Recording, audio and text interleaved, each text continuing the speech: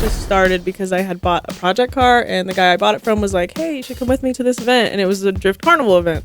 The infamous project car. Who was the guy that said come with me? Because he was obviously being a little flirtatious, wasn't he? Yes, it didn't go anywhere. Okay. But yeah, that project car is still a project and has no motor. So. Oh, okay. Which car was this? It was an old BMW E30. Okay. All right. I'm not big on the Kraut cars. That's fine. It's all good. What are you running, Courtney? I'm past those cars. She's got something way cooler now. Yeah. Nice. What do we have now then? What is it? A Toyota Cressida. Okay. I'm not upset about that. We all know I'm quite the Toyota hooker, if you will, where it's like, what? Good cars. I feel like a Klondike bar commercial coming on. What will Jim do for a Toyota? I don't know. What do you want me to do? Am I jumping through a hula hoop? Am I hanging out with dolphins? Am I doing things with lions? It's fine. I will do it for a Toyota. That should be a Toyota commercial, huh? Yes. From Olympic City and the home of Pikes Peak, this is the Automotive ADHD Show with Matt West.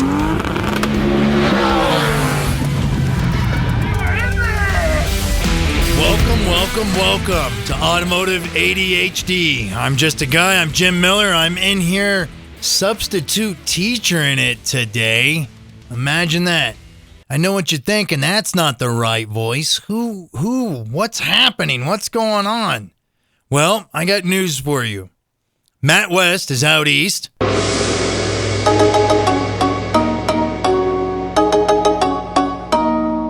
That's right. He's in Japan, and he left me behind. Didn't want to take anybody with him. Left us all high and dry. Just sitting there having a blast on the old Automotive ADHD budget. He's just out there just doing Automotive ADHD stuff in Japan. I'm sure actually he's having quite a vacational time, too. Probably sleeping in, watching the sunset, watching the sunrise, probably bird watching or something. Probably looking at some cherry blossoms. I have no idea what on earth he is doing. Actually, I think it's past cherry blossom season there. I think cherry blossom season is April. So he might be past all that. But he says he's out there checking some things out. And I'm sure he's just actually having more fun than anything. So he's been sending me some neat videos of just traffic and so forth out there. Been very, very interesting. Very interesting. Lots of cars. I mean, just the traffic out there looks like stuff that we collect. And we all know he's big on that old Honda S2000 kind of thing going on there that he loves so much that he had to swap. But he sent a nice video, at least to me, in the messaging thing there. It shows him in traffic, and he turns around, and there's 1, 2, 3, 4, 5, 6. Looks like there's 6 or 7 of those Honda S2000s in the background that he loves so very dearly. But if you see it with me online, we'll make sure that those videos are queued in. If you do, get on the Automotive ADHD Facebook page. Look on there. You'll be able to see at least a couple of them. He had some good pictures. Like he went to some of the museums, just random cars, just in parking lots and driveways and stuff. It's looking like Japan's probably just a dream come true spot for any just Japanese car hobbyist. Anybody that's just a collector, a builder, a person looking for parts. It looks phenomenally just fun. It looks like he's just having an absolute blast out there. I'm actually a little bit of kind of feeling like a little bit of a jelly bean on this one because I really wanted to go to Japan, but I just didn't see it happening for me. And with him leaving me behind, I'm like, man, I am a little bit jealous of it. It looks like he's just having a blast. Hopefully while he's there, he's scouring up some of the parts I need for some of my Japanese cars. Because I have some cars from Japan, and I do need some parts. I do need some fuel pumps. And he knows I think I need a fuel pump on my Suzuki Carry. There's a few other ones I need some parts off of too, or parts for, if you will, some windows, some door trims. So I'll be honest with you. I sent him a list. If anything, get on the Facebook. Send him some messages. Let him know if you need any parts too. Bother him up just a bit. See if he's going to put any more good videos going up on there. See, he even sent me a video of some stuff that they were watching on TV, which I didn't understand the game shows. It looked like a Japanese game show. I'm like, it just looks like a lot of culture shock to me. I wouldn't I've been to other countries and stuff, but I just don't understand what's even transpiring in most of these the TV show videos. The pictures from traffic and everything he sent me just look, man, I think I just have way, way too much fun in there. So we can talk all day and all night about Matt being in Japan, and I would have preferred to have been there too to go get some car stuff and get a few things going on and enjoying a few of these car things. But I'm here. I'm here with you guys. It's us. Matt left all of us behind. Left every one of us here so he can go off and check out other countries and other car stuff and everything. So here we are. We'll spend some time together discussing a few things. Later on in the show, I know we're going to have the some local ladies of motorsports on, which is they have like a lady drift days and some stuff like that. We're going to be discussing a little bit later on and getting into that. There's a couple auction things I wanted to talk about that I thought was interesting. I don't even know how to pronounce the name of the auction company, but they had some pretty interesting vehicles pop up and go through that I'd seen. There's just a few car things just to kind of get caught up on and discuss and talk about. And since Matt gave me the reins and turned me loose, for some reason he trusts me with this, we're going to make the best out of it. So I'm hoping everybody's having a really good, delightful, fun-filled, adventurous day today. We'll get on to it. There's been a few cars go up for auction that I found quite interesting. This just as recent. I mean, a few days ago, there was what? This is something Matt won't see in Japan. So the old Barrett Jackson auction, there was a 65 Chevy Corvette. If you see this when it's on the online, you'll see like the video of it and everything. It's actually very nice. The blue's nice. The body's like lifted off it. It sold for $1 million. A 65 Corvette. Mind you, that's a pretty stellar Corvette. That's a pretty good body style. I like that body style. But I don't know. I think this thing was like, this thing's insane. It looks like it was some kind of display, like to show the technology of it, because the body's lifted up. It shows everything underneath, the frame, the engine, the transmission. It's like a display of like the technology of the era, the optimization of it is what it looked like it was. But $1 million for a 65 Chevy Corvette. Barrett Jackson auctions, I don't understand. I mean, like, it's always like the most maxed out price with it.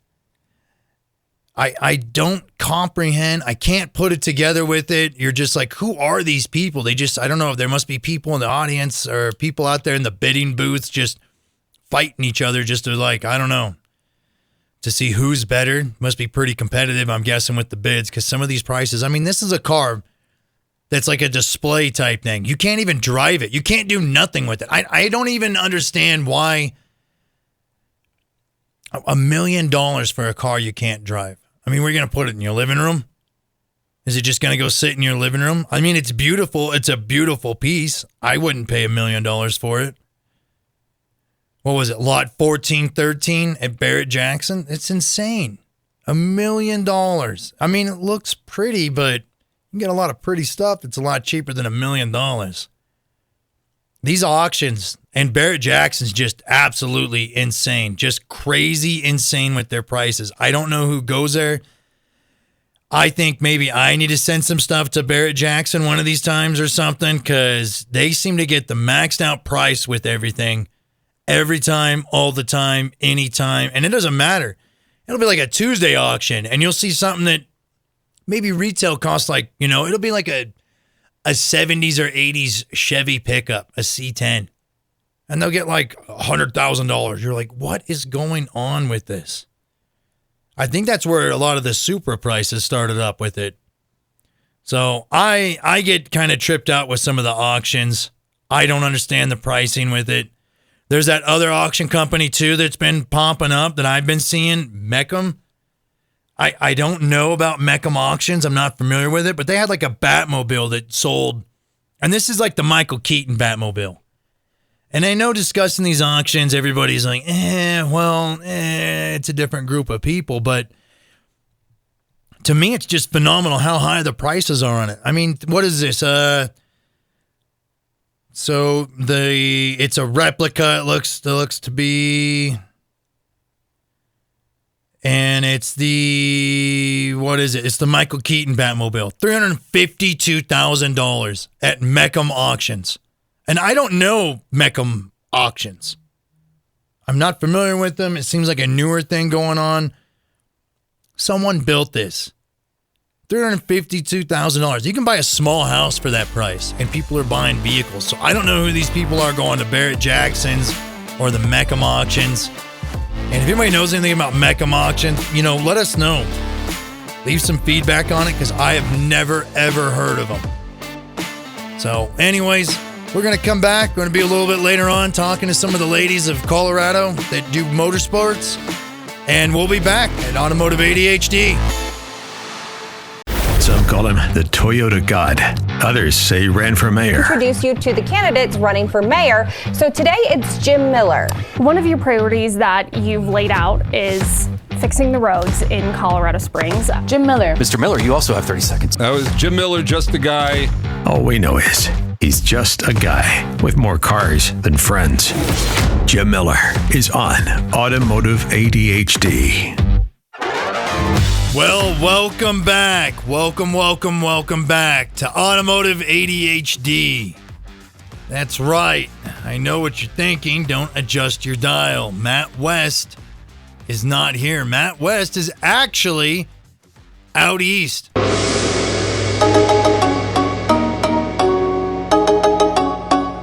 I'm hoping while he's out in Japan that he actually goes and stops at the Up Garage and gets me a few parts and some pieces and some stuff I need. I'm really, really hoping so that he actually does do that. Does grab some things. I did send him with a list. If you didn't send him with a list, well, get in touch with him. Send him a list. You can get a hold of him on the old face page, the YouTubes, all that good Spotify stuff and everything else, because we're all over the place everywhere now, it seems like. But I'm Jim Miller. I'm just a guy, and he left me in charge of the show. So we like to do a segment. Usually I just co-host, but when I'm the host, I try to keep it somewhat with some of the things we like to update and keep in touch with and run with and chit-chat with and so forth. So a little bit later on, we will be talking to some of the local ladies that are in the car scene, ladies of motorsports right here in Colorado Springs, right here throughout Colorado, actually. But just a few things going on. You know how it goes with it. We actually have lots and lots of things going on. I know right now, because we like to talk, that we don't just talk about cars. We're actually fix cars, collect cars, have cars, get parts, so on and so forth. Right now, I'm really, really having a dire time on a Lexus GS300 of mine. I had this thing probably sitting for 5 to 7 years, somewhere around there. And this is the big bad project that's killing me. I can start it right up, no big deal. The battery was stolen out of it and all this and that when it was stored up and I was getting surgeries. So not the best. I lost a lot of batteries and tools and parts, because it seems like anytime I get laid up or got to heal up, all my stuff starts having Darwinism. It just grows legs and walks away and leaves for some reason. But this car is kicking my rear, and it's just weird. I don't know if it's because I had like 18 months of not working on stuff I normally do, or not maintaining things I normally do, or working on things I normally do. I have no idea. I just feel really something so common that I just used to do all the time and touch of certain things. And I'm getting my rear handed to me on a GS300. Won't rev past 3,000 RPMs. I mean, I have gone through everything on this car. Mind you, somewhere along the line, a previous owner or something just had the old tinkeritis with like cutting wires and making stuff and putting things on. You're like, who spliced this? Who spliced it? The wires look terribly spliced, not going good or anything. But that's the big project right now that's just handing it to me in like the worst kind of way. And I know all of you out there, any of you that have ever, if you're any of the people listening out there that have ever worked on cars, you'll know what I'm talking about. There's just something so common, and you're like, in your mind, you're like, this has got to be something easy. And it's just not. Everything that would normally be the problem isn't it's just not panning out. And you're like, I have no idea. I'm just tripping and stumbling over myself. But it does make us feel kind of dumb. You're like, wow, whatever made me want to be doing any car stuff at all, working and building and tinkering with my own stuff. Why? Why am I doing this? And you just feel dumb. But the good part of it is that, well, what happens? These are kind of the problems that get you back into doing it more on the regular, getting you back in the rhythm of being like, okay, I know what I'm doing again. I forgot this, because I've probably at this point forgotten more stuff than I knew, especially working on vehicles and stuff, because that stuff I used to really, really enjoy, and that was just kind of everyday things, no matter what I had going on.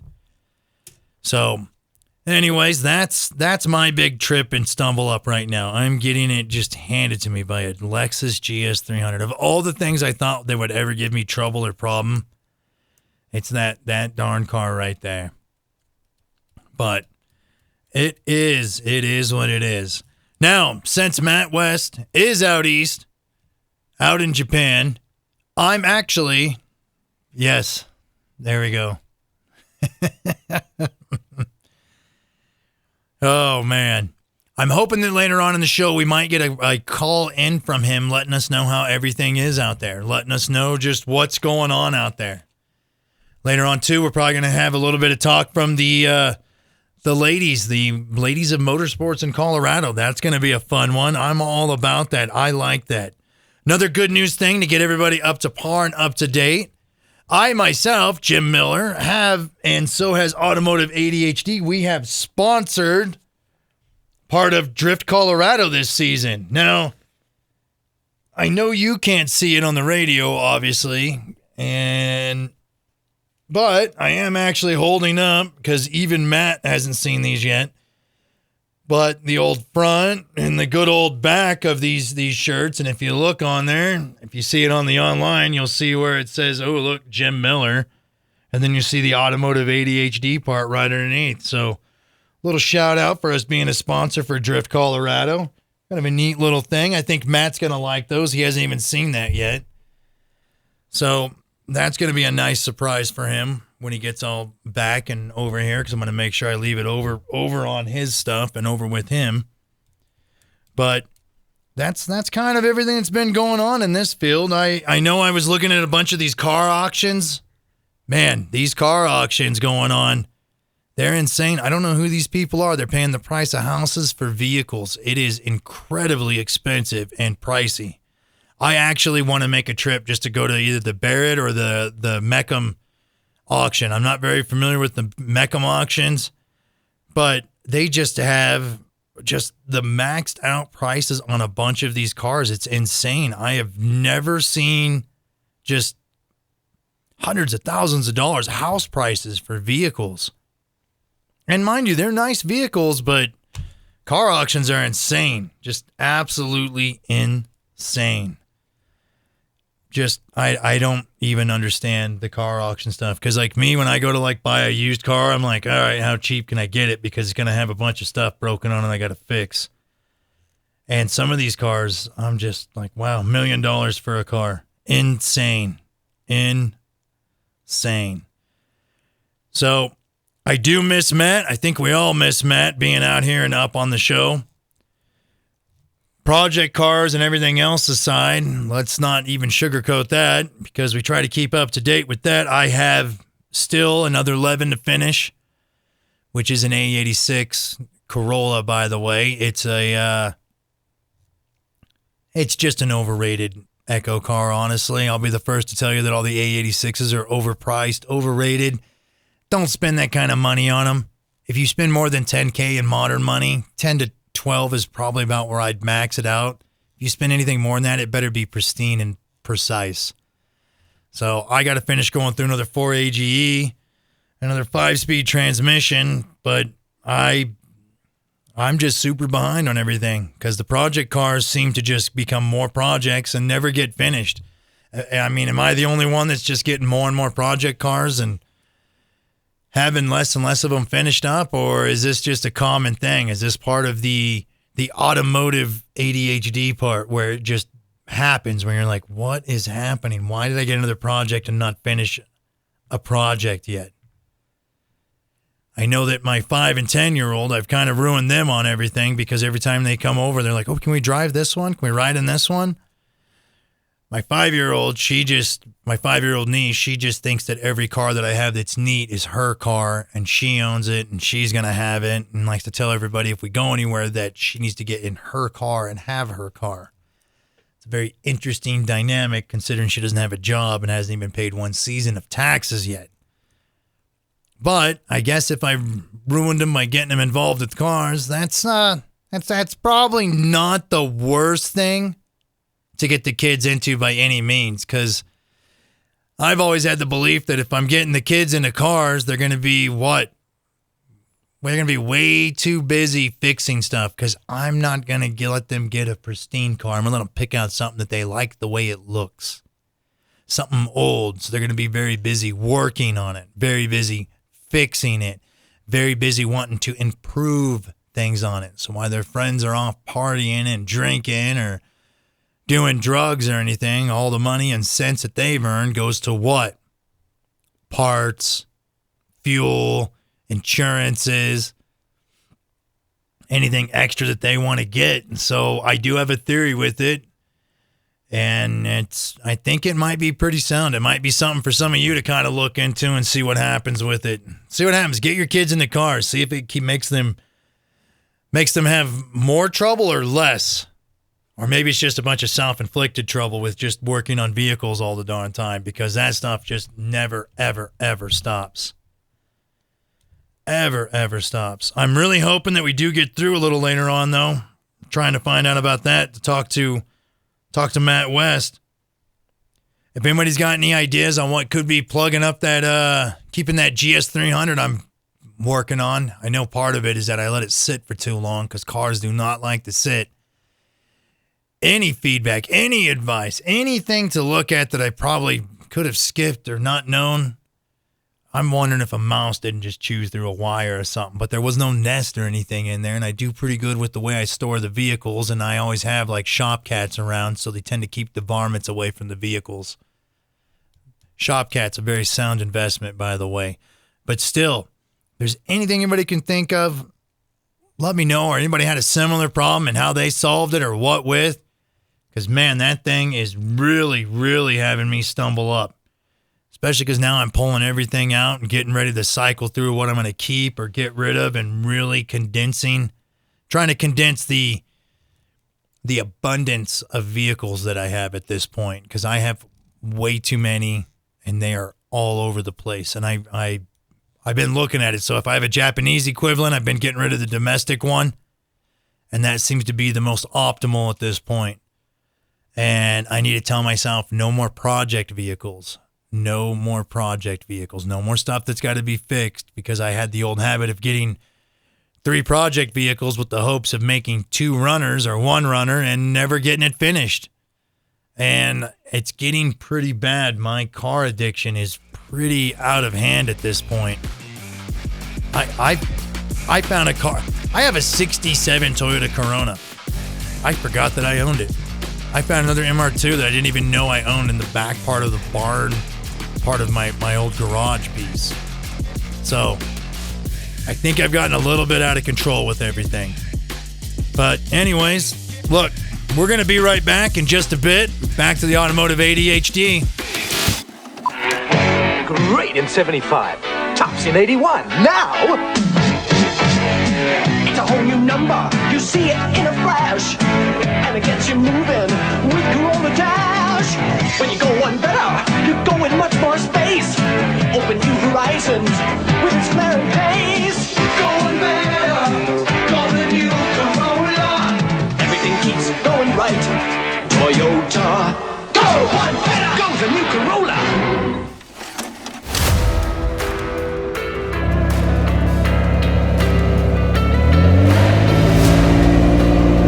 This is Automotive ADHD with Matt West. I'm Jim Miller. I'm just a guy. I'm doing the Automotive ADHD today because Matt West is, well, everybody knows, out east, out in Japan, having a fun-filled, adventurous trip. doing lots of fun Japanese car stuff, I heard, and he even fit in some time for some tourist activities. Don't ask me. I think he's just being lazy, trying to get some time off and wiggle it in under Automotive ADHD company hours. That's what I think's actually transpiring. But I'm back here right now, back again with my guest, with some of the ladies from the local ladies drift days and stuff here right in Colorado Springs. And I have with me, if you can, go ahead, introduce yourself. Hi, I'm Courtney. I'm Camille. And ladies, you guys have been doing this for what? How long? The first ladies drift day started in 2021. 2021. So you're already four years deep. Another year, and you're going to be half a decade into this, huh? Yep. Really committed, huh? What got you into it there, Courtney? Well, I've been drifting for about 9 years now, which makes me feel really old. But That's not that long. I mean, you think about it, you see a almost 10 9-year-old years. kid, you're not like, oh, look at that. About to retire there. 9-year-old child. Oh, super old. No, it's not.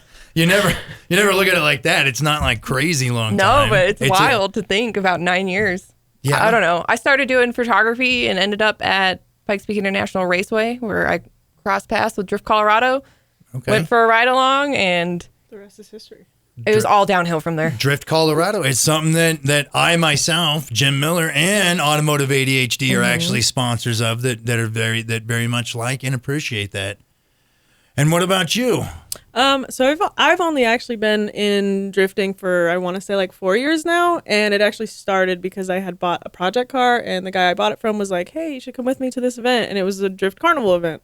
The infamous project car. Who was the guy that said, "Come with me"? Because he was obviously being a little flirtatious, wasn't he? Yes, it didn't go anywhere, Okay. but yeah, that project car is still a project and has no motor. So. Oh, okay. Which car was this? It was an old BMW E30. Okay. All right. I'm not big on the kraut cars. That's fine. It's all good. What are you running, I'm Courtney? past those cars. She's got something way cooler now. Nice. What do we have now then? What is it? A Toyota Cressida. Okay. I'm not upset about that. We all know I'm quite the Toyota hooker, if you will, where it's like, what? Good cars. I feel like a Klondike bar commercial coming on.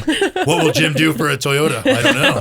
What do you want me to do? Am I jumping through a hula hoop? Am I hanging out with dolphins? Am I doing things with lions? It's fine. I will do it for a Toyota. That should be a Toyota commercial, huh? Yes. Yes. What about you, Courtney? What are you running? I have a Nissan 240 SX. Ooh, which year? Which one? It's a 92. It's a hatchback. It's got a SR20 DET in it. Okay. Been running that motor for 9 years. You see? I told you it's not long. It's not old. It's a good car. It's fine. I look at cars now and I'm like, oh, it's a 99. It looks new to me. You're like, what the heck? And I'm like, oh yeah, it is. It's 2025, man. That thing's 26 years old. I like it old. still. It's old now. And then what year's your Cressida that you're running? It's a 1990, so it's the MX-8, and it's got a 1J in it. Okay. All right.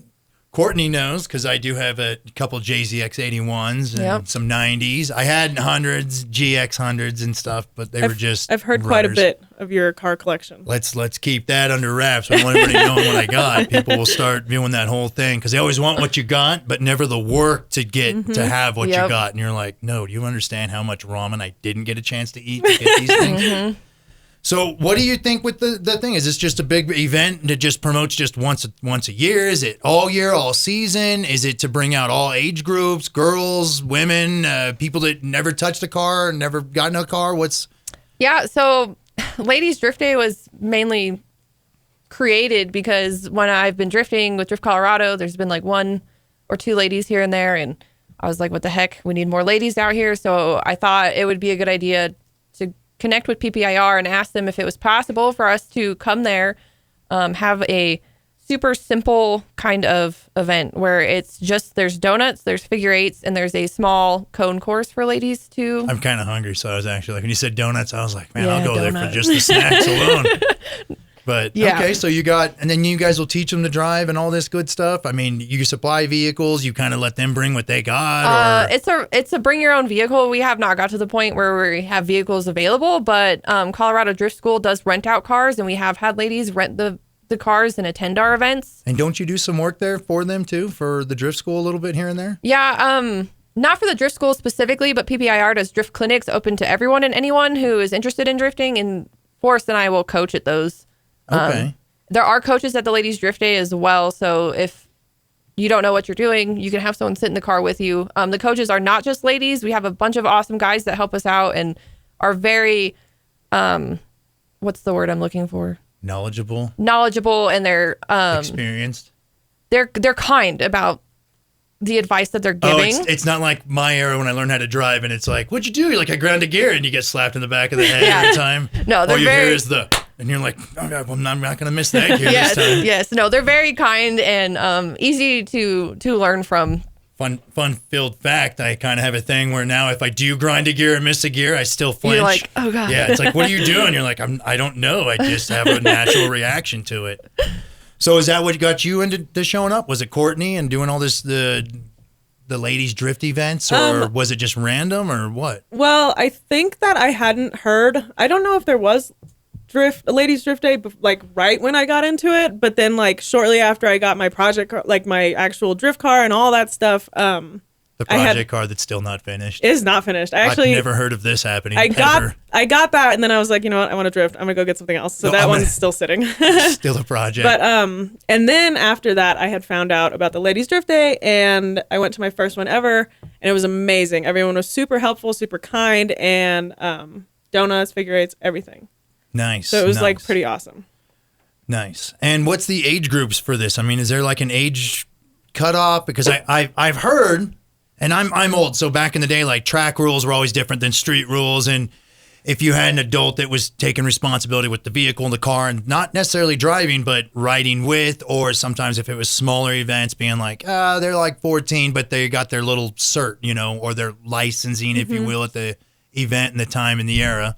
You can tell I'm super outdated because it was just very much a different thing where you'd be like, "Why? That's like a 12-year-old out there driving in the dirt track." Like, they know how to do it. They're certified. It's fine. They did the course. They knew how to use the equipment and gear. Unfortunately, like specifically at PPIR, you have to have a valid driver's license to participate in driving.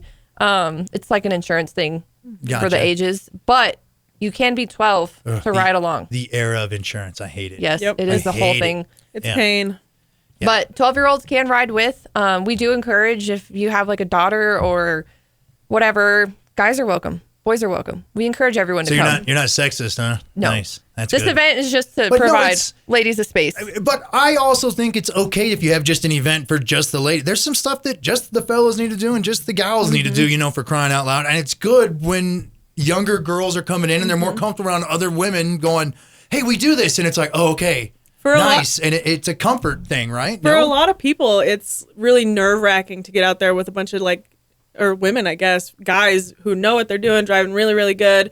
It can kind of be more of a safe space, I feel like, to go into it with a bunch of other ladies who also don't know what they're doing. Comfort zone. Safe space sounds terrible and cliche nowadays. It's like, where are you at? I brought my own cones. I'm in the comfort zone. Okay, safe comfort zone. Yeah, there you go. The comfort zone. There you go. The camaraderie alone, though, like just being like, I'm not the only one out here. Yeah. Like, there's other people like me Everyone's doing this. spinning out. So you guys have made plenty of friends and companionships and stuff. Yeah. And have you gotten competitive with each other?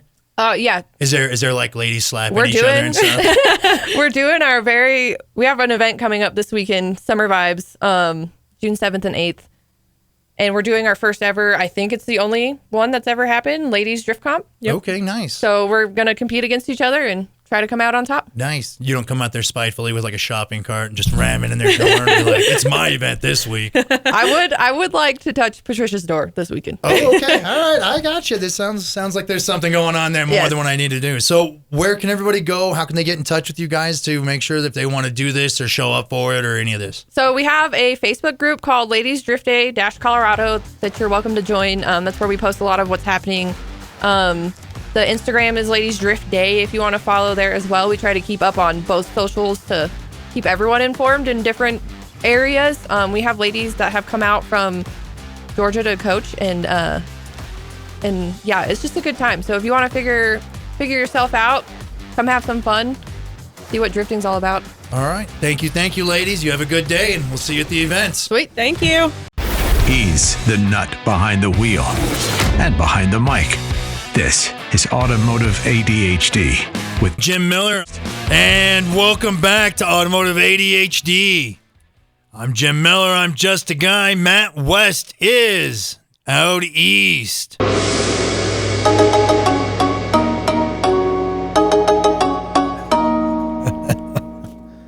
anyways, that was the couple of the ladies from the Ladies of Drift events, the ladies of Colorado that are in the motorsports. Very enjoyable, very good thing. I like what they're doing and what they're about. I think that's going to be very, very optimal as a whole. Letting women that want to get into motorsports know that there are other women out there that are already into motorsports, and to make it a much more fun and I think just going to make it a good comfort zone motorsports environment for women with other women. I mean, they're not like there can't be any dudes there or something, but I think it's good that they're making a nice, fun, welcoming place for that type of stuff, which I'm all about because I know my girls in the family are all about the cars and stuff. Even the 5-year-old's all about Hot Wheels with every darn thing transpiring. And actually, even Hot Wheels has been coming around on that. I don't know if anybody's ever noticed lately, but some of the girl stuff is like straight up Hot Wheels now. They got like, what is it, that Monster High School show that the kids like, the little girls like? They got Monster High School Hot Wheels. They got a bunch of Barbie Hot Wheels, like the Barbie Corvette. They got monster trucks that are like Barbie monster truck Hot Wheels and stuff.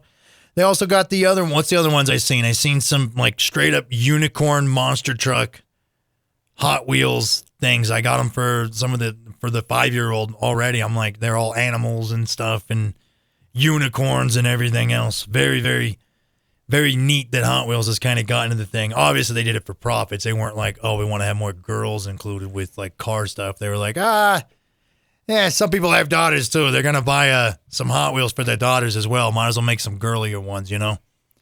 But it is good to see it kind of out and about. But on much more of a serious note, good old Governor Polish Sausage here has come through, I guess, apparently making some of the K-truck stuff, the K-vehicles, legal. Now, I may or may not have some K-vehicles. I do tend to like them. They're actually pretty little handy vehicles. They're essentially small motorcycles with small car bodies or small truck bodies or small van bodies on them. They're pretty efficient, pretty good to go. But it says here that K-trucks are now legal in Colorado effective July of 2027. Effective July 2027, Governor Polis signed the HB House Bill 25-1281 into law, allowing for the registration and operation of these vehicles. K-vehicles, which are small Japanese cars and trucks, can be imported and used in Colorado under certain conditions, including being at least 25 years old. Legalization.